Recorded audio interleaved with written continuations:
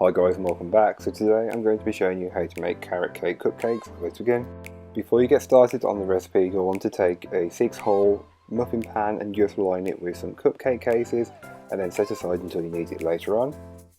To start on the recipe, grab yourself a mixing bowl and into the mixing bowl place your butter and your light brown sugar and beat the two together until they are lighter and fluffier in colour and consistency. This doesn't take very long, so just keep your eye on it.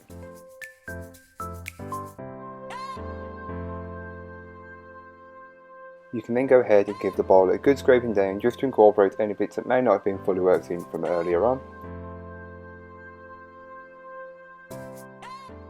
Don't forget to add in your eggs one at a time, beating well in between each addition, mixing on a medium-high speed just to fully incorporate it.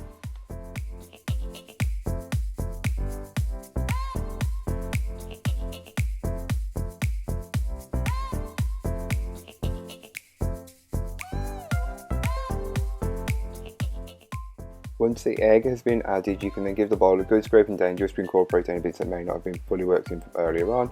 Then you can go ahead and add in the carrot and the raisins. The raisins are optional, but feel free to add them in. And just mix that in by hand, as you don't really need a mixer to do that stage.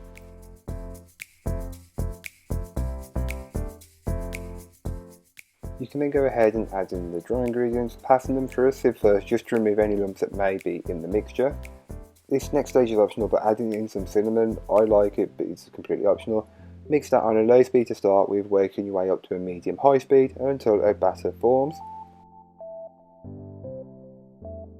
You can then go ahead and give the bowl one final good scraping down just to incorporate any bits that may not have been worked in from earlier on. Then you can go ahead and grab the lined muffin pan that we prepared earlier on and just start to spoon in your mixture, filling the cases 2/3 or 3/4 of the way full, and do this for all of your cases. This mixture makes around 8 or 9 cupcakes, but I only made 6 for the video. I did make extra, but they got eaten in the process. Of course, you have to try your stuff as you go along.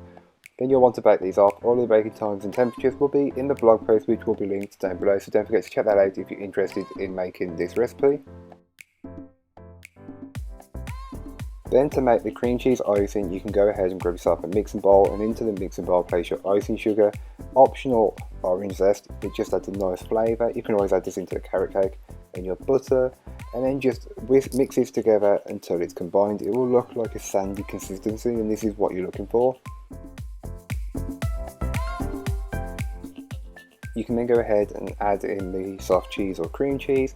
You just mix this on a low speed to start with until it starts to work in, and you may notice that the mixture looks a bit loose, but don't worry.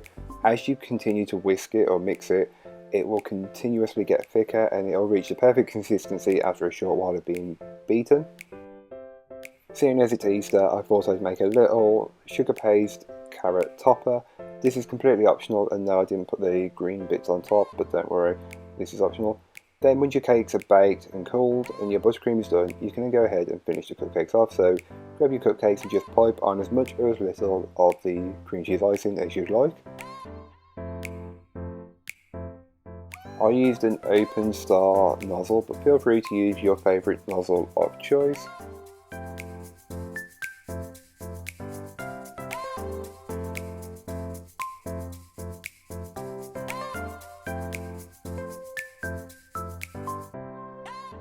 You can then go ahead and top each of the cupcakes with the little sugar paste carrot that we made earlier on.